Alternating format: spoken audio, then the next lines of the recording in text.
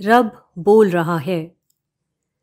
قرآن مجید سے ہدایت کی جو تاریخ سامنے آتی ہے اس کے مطابق اللہ تعالیٰ نے تمام انسانوں کو ایک امت بنا کر دنیا میں بھیجا تھا۔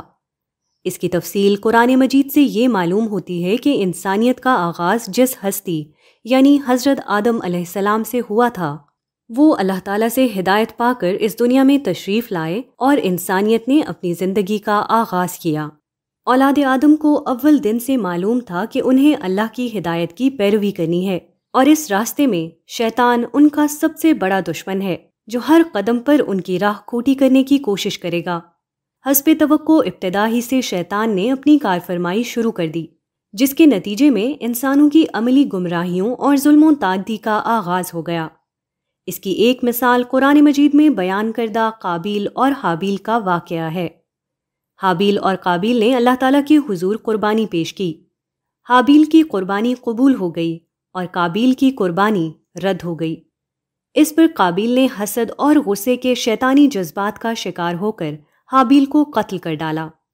رفتہ رفتہ اس عملی گمراہی اور ظلم و تعدی کے ساتھ فکری اختلافات نے جنم لیا اور لوگ دین کی بنیادی ہدایت یعنی توحید کے بارے میں بھی اختلافات کرنے لگے۔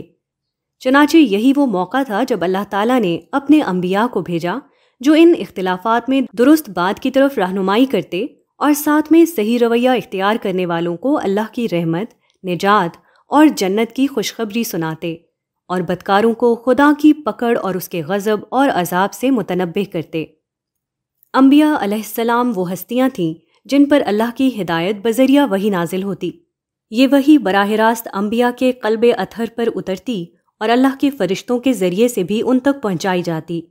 وحی کے ذریعے سے ملنے والی یہ ہدایت حضرات انبیاء عام لوگوں تک پہنچاتے اور ان کی رہنمائی کرتے۔ تمدن کے ارتقاء اور زمانی ضروریات کے پیش نظر ہدایت کے باب میں ایک اگلا قدم یہ اٹھایا گیا کہ بعد میں آنے والے انبیاء پر وحی کو کتابوں کی شکل میں مرتب کیا جانے لگا۔ اللہ کی مرضی، اس کی ہدایت، اس کا دیا ہوا قانون، اس کی حمد و ثنا کے طریقے اور اس کے فیصلے جو انبیاء کی زبانی لوگوں تک منتقل ہوتے، انہیں تحریری شکل میں مرتب کر کے محفوظ کر دیا جاتا۔ یوں کتاب کی شکل میں مرتب کردہ ہدایت زیادہ وسیع حلقے تک پھیل جاتی اور انبیاء کے رخصت ہونے کے بعد بھی لوگوں کے اختلافات کا فیصلہ کر کے ان کی رہنمائی کا فریضہ سر انجام دیتی۔ اس سلسلے کا آخری قدم وہ تھا جو نزول قرآن کے وقت اٹھایا گیا۔ قرآن مجید کے معاملے میں یہ اہتمام کیا گیا کہ اللہ کی نازل کردہ وحی کے الفاظ حرف بحرف رسول اللہ صلی اللہ علیہ وسلم کے قلب اطہر پر نازل کیے گئے، اور آپ کی زبان مبارکہ سے دنیا کی تاریخ میں پہلی اور آخری دفعہ اللہ کا کلام اس کے اپنے منتخب کیے ہوئے الفاظ کی شکل میں محفوظ کیا گیا۔ یہی وہ چیز ہے جسے تورات میں نبی کریم علیہ السلام کی پیشگوئی کے وقت اس طرح بیان کیا گیا ہے کہ میں اپنا کلام اس کے منہ میں ڈالوں گا، اور قرآن میں اسے یتلو علیہم آیا کے الفاظ سے بیان کیا گیا ہے، یعنی وہ ان پر اللہ کی آیات تلاوت کرتا ہے۔ صرف یہی نہیں بلکہ یہ اہتمام بھی کیا گیا کہ سلسلہ نبوت چونکہ ختم کیا جا رہا ہے، اس لیے اس کلام کو ہمیشہ کے لیے محفوظ کر دیا جائے۔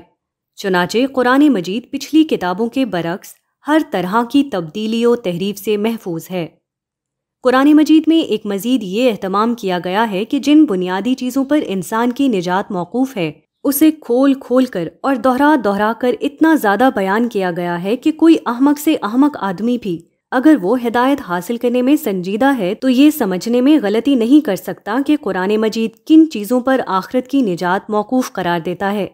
جن لوگوں کو اس بات کو مزید تفصیل سے سمجھنا ہے وہ راقم کی کتاب قرآن کا مطلوب انسان کا مطالعہ کر کے یہ دیکھ سکتے ہیں کہ قرآن مجید اپنے اصل مقصود کو بیان کرنے میں کتنا زیادہ واضح ہے۔ یہ عوام الناس کے لیے قرآن مجید کی حیثیت ہے، جبکہ اہل علم اور خواص کے لیے قرآن مجید کا اعجاز یہ ہے کہ وہ مشکل ترین علمی، مذہبی اور فلسفیانہ مسائل میں بھی ایک فیصلہ کن بات کہتا ہے۔ ایسے معاملات میں جب کوئی علمی اور ادبی ذوق کا شخص قرآن مجید کی طرف رخ کرتا ہے تو ہمیشہ اپنے دامن مراد کو بھر کر لوٹتا ہے۔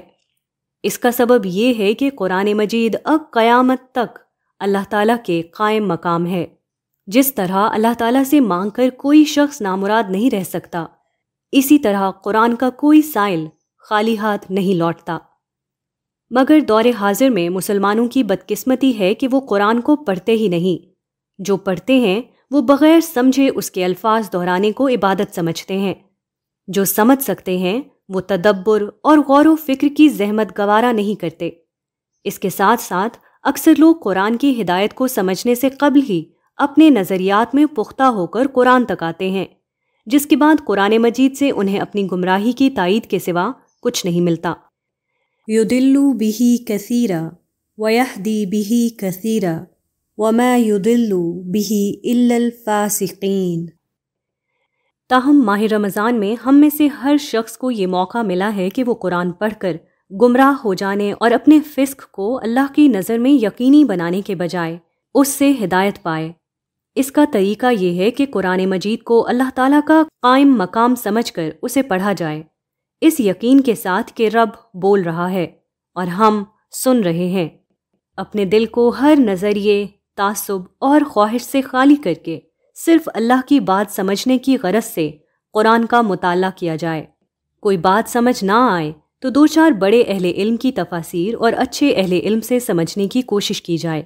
اس کے بعد یقین جانیے کہ جنت کا راستہ آپ پر کھل جائے گا، ورنہ اطمینان رکھیے جہنم حل میں مزید کی صدا ہر روز بلند کرتی ہے۔